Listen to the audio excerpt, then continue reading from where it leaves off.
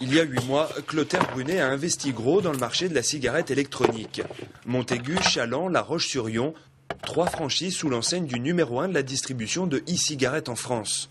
On va dire que grosso modo, un investissement sur 3 magasins représente à peu près une centaine de milliers d'euros.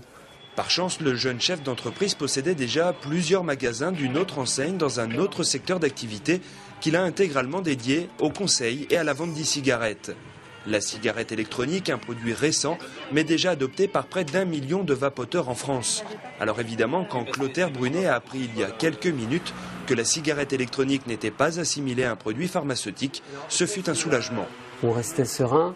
Maintenant, le fait que l'annonce soit tombée, on est encore plus serein et du coup, ça va nous pousser à être encore plus dynamique sur ce marché-là. Un marché qui, le concède, demande encore quelques ajustements, mais qui a le mérite de susciter un vrai questionnement auprès des députés européens. Ce qui m'intéresse aussi par rapport à ce qui est tombé là, c'est qu'à un moment donné, l'Union européenne se soit posé la question de le passer comme médicament. Donc indirectement, ça prouve que la e-cigarette, donc la clopinette, fonctionne. C'est là où il y a besoin d'enseignes professionnelles structurées avec des vendeurs professionnels qui ont eu de la formation pour accompagner les clients. Aujourd'hui considérée comme un produit de consommation courante, la e-cigarette n'est en fait pas un produit anodin. Sa commercialisation doit rester parfaitement encadrée pour rester accessible au plus grand nombre et ainsi éviter toute dérive.